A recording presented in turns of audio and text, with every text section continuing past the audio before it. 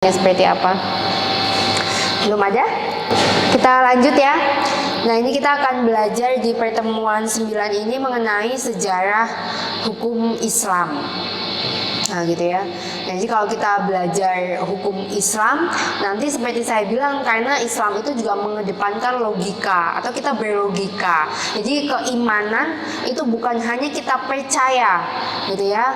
Mungkin yang agama lain percaya pada Tuhannya masing-masing, kita percaya kepada Allah, tetapi di dalamnya juga mengandung kemampuan berpikir atau berlogika, sehingga tentu manfaat mempelajari hukum Islam seperti tadi, mungkin teman-teman jadi tahu, oh kalau berhubungan seksual itu ada waktu-waktu yang diharamkan, atau bahkan mohon maaf ada anak-anak yang dalam tanda kutip kita nggak bicara takdir ya, tiba-tiba ada anak-anak yang lahir misalkan berkebutuhan khusus gitu ya, itu di dalam Islam nanti bisa dicari penyebabnya, apakah pada saat berhubungan itu di siang hari bolong sedang azan berhubungan seksual sehingga anaknya mengalami kecacatan, atau mungkin melakukan hubungan seksual dalam keadaan mabuk.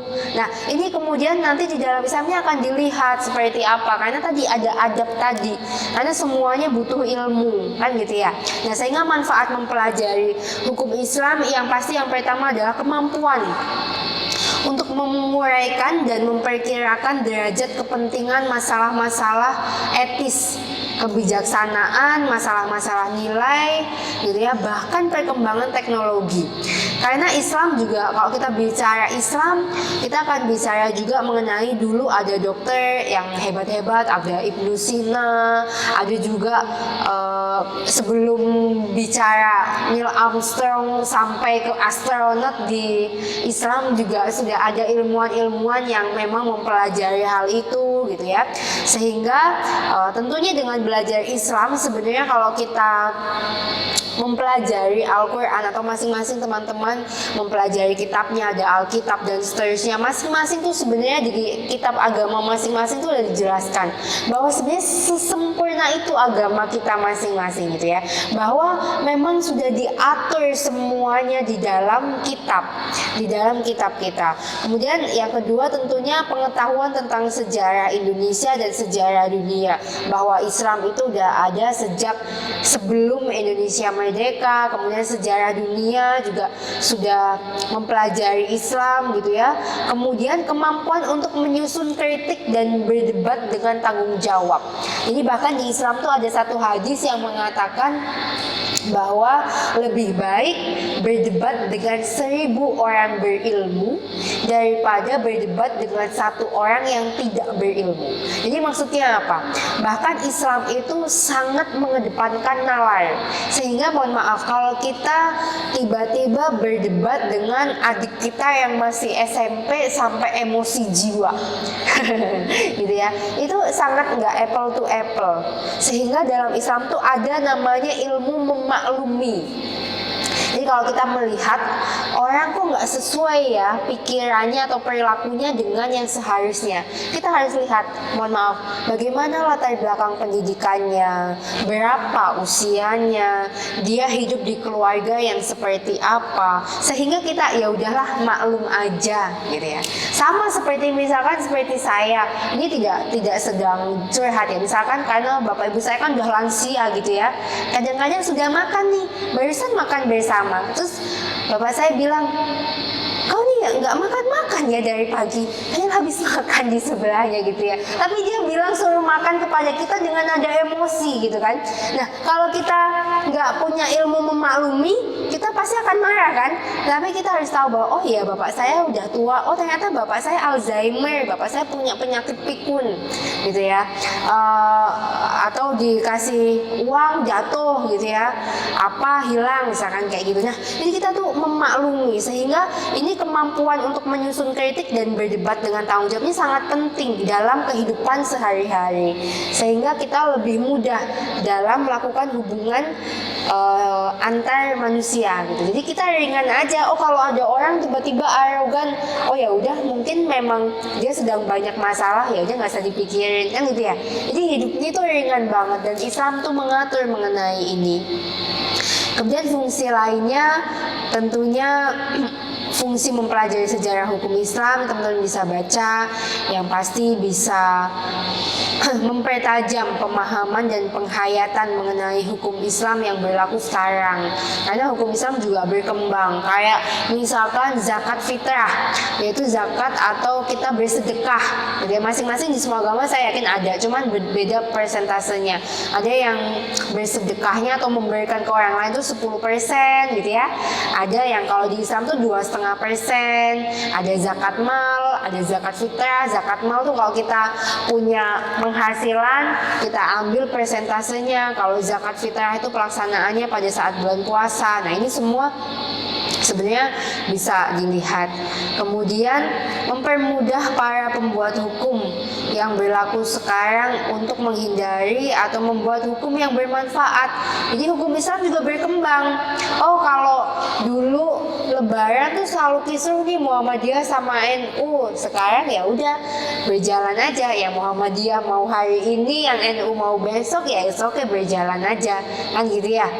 Kemudian ini bagi para akademisi juga memudahkan untuk melakukan penafsiran sejarah gitu ya. Kemudian melihat efektivitas lembaga hukum tertentu. Kayak sekarang semua ada sertifikasi halal gitu ya, karena memang di tempat kita mayoritas Islam. Jadi orang-orang yang tidak muslim pun seperti makan di tempat restoran Cina pun saya nggak perlu takut, karena kalau memang udah ada sertifikasi halalnya ya saya makan aja, dan saya mempercayai bahwa di situ tidak ada makanan-makanan yang haram menurut orang Islam. Karena haram menurut orang Islam tentu berbeda dengan yang tidak Islam. Tetapi saya suka bakmi dan saya pencinta bakmi yang dibuat oleh Cina misalkan gitu ya, dan saya pencinta bakmi banget gitu.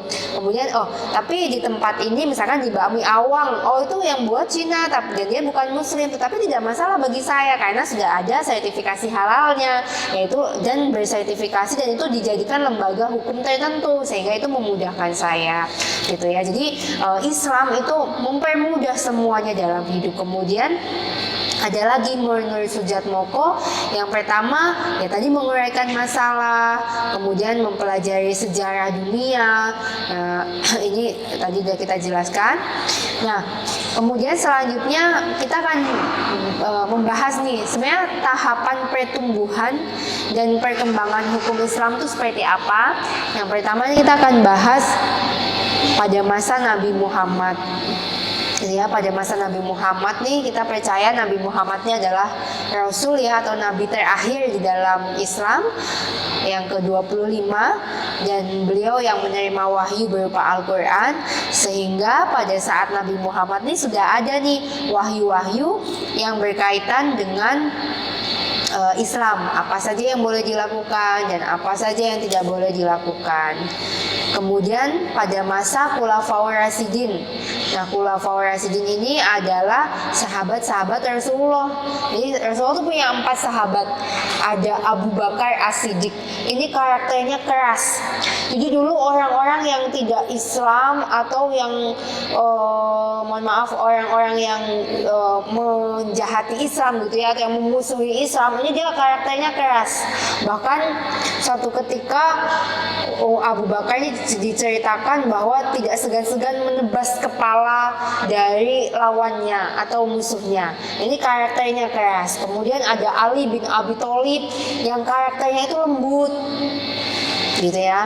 Nah, tapi Abu Bakar ini ada ceritanya, sekeras-kerasnya beliau sampai satu ketika ditanya oleh seorang nabi pada saat ditanya oleh Rasulullah atau Nabi Muhammad, beliau sedang dimarahi oleh istrinya.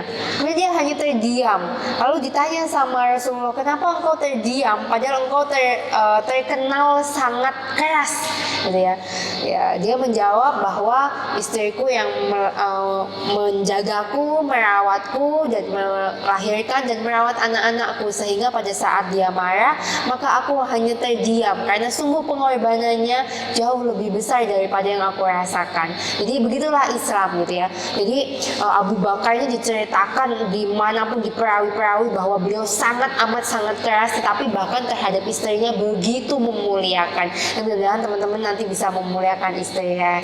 Ini curhat colongan. Terus Ali bin Abi Thalib memang terkenal sangat halus gitu ya. Ali bin Abi Thalib ini sangat cerdas gitu. Kemudian Utsman bin Affan gitu ya. Ini sahabat-sahabat Rasulullah yang sering diceritakan. Ini adalah masa Khulafaur Rasyidin, ini adalah masa-masa pada saat Rasulullah itu wafat dan kemudian dilanjutkan oleh sahabat-sahabatnya.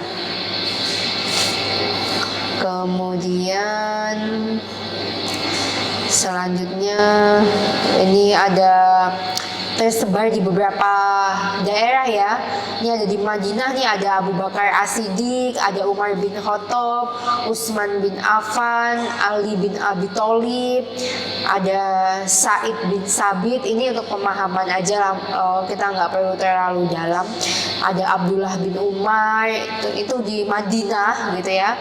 Kemudian di Mekah itu ada Abdullah bin Abbas, ada di Kufah, ada di Basrah, ada di Syam, ada di Mesir gitu ya. Jadi merupakan sahabat-sahabat Rasulullah di masa Khulafaur Rasyidin.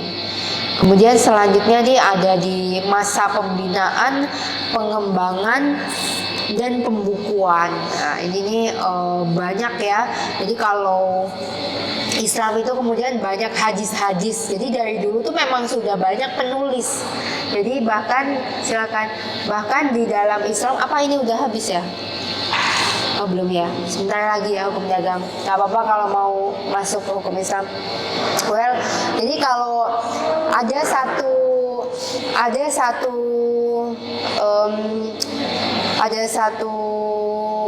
panduan di dalam Islam gitu ya, bahwa semua penulis itu akan mati, tapi tidak dengan tulisannya.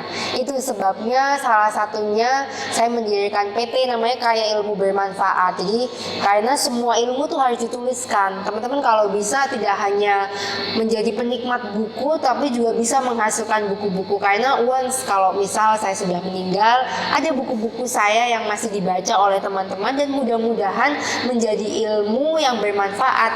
Karena kalau orang Islam tuh ada 3 yang bisa membawa kita ke surga. Yang pertama anak yang soleh gitu ya, kita punya anak-anak yang soleh gitu ya, punya anak-anak yang kita didik menjadi anak yang baik, yang mendoakan kita pada saat kematian kita, dia mendoakan kita. Yang kedua adalah ilmu yang bermanfaat. Itu sebabnya PT saya namanya Kaya Ilmu Bermanfaat. Nah, jadi kita punya ilmu yang bermanfaat bahkan ketika kita sudah meninggal. Makanya orang Islam tuh suka sekali menulis, dan itu sudah kelihatan bahwa di masa dahulu tuh banyak sekali perawi-perawi itu ya, atau penulis-penulis yang menuliskan cerita-cerita atau sejarah Nabi dan Rasul mengenai apa yang baik dan tidak baik.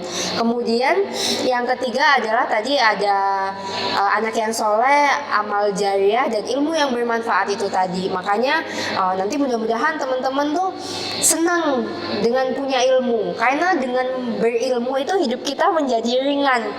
Saya ceritakan sedikit, dulu tuh saya anak rantau ya, datang ke Jakarta umur 16 tahun. Bapak ibu saya kan saya udah ceritakan ya bahwa bapak saya tuh sama ibu saya punya anak saya tuh udah di usia 40-an ya, jadi udah bukan usia muda. Saya beda sama kakak-kakak saya tuh 13-14 tahun. Jadi saya benar-benar survive tuh. Tapi saya yakin hanya dengan berilmu saya bisa merubah nasib saya gitu kan. Karena bapak mungkin udah sakit dan seterusnya ya. Saya kuliah, saya selesai dokter di usia 27 tahun, dan which is setelah ilmu itu ada, kita jadi tahu gimana caranya bisnis, gimana caranya bekerja mengembangkan ini dan itu. Jadi saya berharap teman-teman selalu yakin bahwa masa depan kita tuh bisa dirubah dengan ilmu. Dan itu juga merupakan sunnah dari sunnatullahnya manusia. Semua yang berilmu, semua tuh harus ada ilmunya. Ilmu berumah tangga, ilmu menikah, ilmu punya anak, ilmu menjalankan bisnis, pokoknya semua tuh ada ilmunya deh. Sesimpel masak, gimana sih caranya masak seafood biar nggak alot gitu ya. Masaknya kalau mau cepet banget dengan api besar, kalau mau lama sekalian gitu kan. Gimana sih caranya kalau hidung kita kok berdarah terus kalau dalam cuaca kering, semua ada ilmunya kan. Gimana sih caranya kalau kita punya cicilan, kita ngitung supaya kita bisa nabung padahal pendapatan kita cuma UMR misalkan gitu ya. Semua kan ada ilmunya gitu ya. Jadi kita harus excited sama ilmu gitu. Apa aja tuh kita harus belajar. Gimana sih cara biar nggak berantem terus sama suami? Oh, kita harus memahami psikologi laki-laki, bahwa laki-laki punya ego atau spektrum ego di dalam otaknya semua tuh sama. Jadi kita tuh ada emosi yang namanya mamalia gitu ya. Iya, jadi kita kenapa kalau kita marah tuh kita sering mengatakan hewan-hewan atau mengucap hewan-hewan, karena spektrum dari otak kita tuh setengahnya adalah otak dari hewan. Kita marah gitu ya, nafsu kita tidak terkendali, itu adalah otak hewan kita. Kita lapar, kita berpikir lapar itu adalah reaksi perut ya, salah. Padahal lapar itu adalah reaksi otak. Kadang kita sering lapar palsu, padahal kita udah makan, tapi kita masih merasa lapar karena otak kita. Itu makanya ada hipnoterapi. Nah, bagaimana supaya rumah tangga nih dengan suami nggak marah-marah? Ya, kita harus tahu psikologi laki-laki. Yang pertama, bahwa dia emosinya, arogansinya itu jarang, tetapi ketika ada dia akan meledak. Sedangkan wanita sering marah, tapi dia pemaaf, kan gitu ya. Oh, laki-laki tuh punya ego, dia nggak suka hobinya itu dilarang misalkan. Nah, bagaimana kemudian itu dikomunikasikan? Butuh ilmu nggak? Butuh, semua butuh ilmu. Oh, gimana sih cara memahami wanita? Oh, wanita tuh suka disanjung-sanjung. Ih, kamu cantik ya, gitu, gitu ya. Terus kalau wanita gini, aku cantik nggak? Misalkan gitu ya. Terus suaminya nggak ngelihat dia, nggak usah tanya ke suami cantik apa enggak, tinggal foto aja kirimin.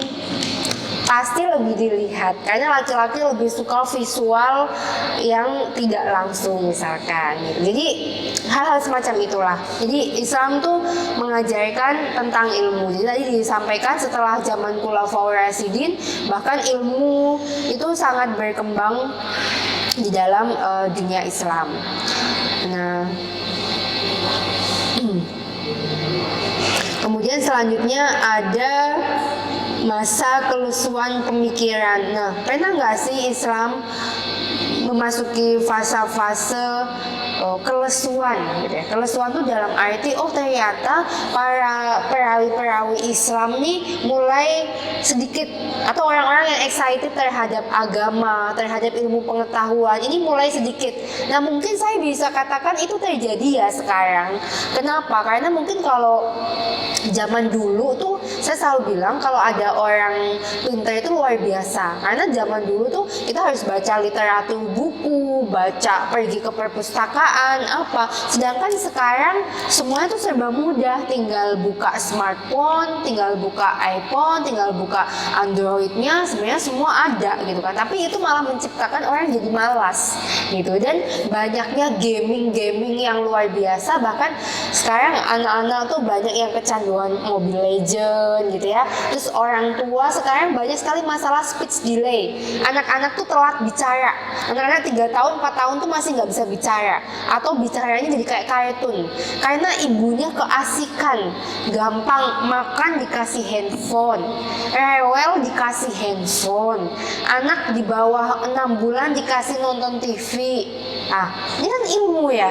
Kita harus tahu, sekarang banyak loh anak-anak yang harus masuk sekolah khusus karena nggak bisa ngomong, karena speech delay, atau anak-anak yang tidak diawasi oleh orang tuanya, hanya dititipkan kepada babysitternya dan menjadi anak-anak yang lemah. Orang tuanya sedangkan menghebatkan dirinya di luar, anaknya nggak jadi apa-apa atau jadi pecandu narkoba. Ya itu sebenarnya karena fenomena itu. Dan ini terjadi juga di masa Islam pada waktu itu. Ini adalah masa kelesuan pemikiran, di mana para perawi-perawinya yang terdahulu banyak yang wafat. Ini diceritakan, ini banyak sekali yang wafat. Kemudian di masa kelesuan ini pemikiran tidak berkembang, dan mungkin sekarang ini adalah refleksi saat-saat itu ya. Ada yang makin berkembang, teknologi makin berkembang, tetapi akal kita juga menjadi tumpul. Nah, ini juga kita harus hati-hati ya. Nah, ada lagi masa kebangkitan kembali. Ini kalau teman-teman belajar HTN ya, saya ilmu negara. Nanti teman-teman akan belajar tentang masa Renaissance. Nah, ini ada juga di dalam Islam namanya masa kebangkitan kembali. Nah, ini adalah masa kebangkitan Islam ya. Di sini perdagangan Islam mengalami kemajuan yang luar biasa, perkembangan di bidang kesehatan itu udah mengalami, meskipun bukan teknologi ya, karena saat itu belum ada teknologi. Nah ini, oke. Jadi quotes-nya adalah jangan biarkan sebuah sejarah terlupakan. Ia adalah warisan berharga bagi generasi mendatang. Jadi ya sejarah tuh harus kita lestarikan supaya teman-teman tahu asalnya dari mana. Kita tetap harus silaturahmi supaya tahu ini adalah cucunya ini, cicit dan sebagainya, itu harus. Nah, tetapi sejarah itu juga tidak hanya berkaitan dengan itu. Sejarah itu berkaitan juga dengan memori. Nah, teman-teman ini punya memori kan, di masa lampau ada yang baik dan ada yang nggak baik. Pasti ada misalkan memori nggak baik, mohon maaf, dengan orang tua, dengan saudara. Nah, kalau di Islam tuh ada 3. Itu Islam tuh yang paling terkenal tuh adalah hablum minannas, hubungan manusia dengan manusia, dan hubungan manusia dengan Tuhan, atau hablum minallah. Tapi ada hubungan manusia dengan dirinya sendiri, namanya hablum minannasi. Nah, jadi kalau kita bicara self healing nih, sekarang lagi banyak kan ngomong self healing gitu ya. Atau kita tuh punya dendam sama orang yang sampai hari ini kita nggak bisa memaafkan. Ini ada caranya di dalam Islam. Jadi contohnya kok kita sebel, contoh aja lah, kita sebel sama kakak kita deh, paling gampang gitu, karena dulu kita sering dinakalin atau mungkin pernah dipukul atau apa yang membuat bahkan sampai hari ini nggak bisa memaafkan. Caranya ada di dalam Islam, yaitu namanya hablum minannasi. Ini sebenarnya lebih ke arah psikomatik ya, atau cara kita atau cara otak kita merespon. Jadi teman-teman bisa tutup mata dalam keadaan yang sangat enjoy, hadirkan memori itu kembali. Kalau masih keinget-inget, dulu aku dipukul pakai batu misalkan, sakit kan, rasanya masih kesel gitu ya. Nah, tapi kemudian sampaikan ke dalam diri bahwa waktu itu mungkin kakakku belum mengerti bahwa itu bisa menyebabkan trauma bagiku. Nah, jadi kemampuan memaafkan. Jadi itu sebabnya quotes terakhir, jangan biarkan sebuah sejarah terlupakan. Nggak apa-apa, sakit itu nggak usah dilupakan, tapi dimaafkan. Dan sakit itu dibuat pelajaran bahwa nanti kita punya anak, jangan besarkan anak-anak kita dengan teriakan, jangan besarkan anak-anak kita dengan pukulan. Itu aja. Makanya sejarah, biarkan sebuah sejarah itu jangan terlupakan. Ia adalah warisan berharga. Kalau yang baik kita wariskan. Bapak ibuku membesarkan aku dengan kasih yang tulus, dengan selalu menyambutku dengan sukacita yang baik, misalkan kayak gitu kan. Tetapi kemudian hal-hal yang buruk dari mereka tidak boleh kita turunkan. Jadi jangan kayak di sekolah-sekolah tinggi gitu ya. Kalau dulu dihajar sama seniornya, punya adik angkatan dihajar juga, itu tidak boleh ya. Jadi itu maksud dari kita belajar sejarah, bahwa yang baik jangan biarkan sebuah sejarah terlupakan. Ia adalah warisan berharga, baik yang baik ataupun yang buruk. Oke, itu untuk mata kuliah hukum Islam ya. Kayaknya saya cukupkan aja ya. Nanti kalau ada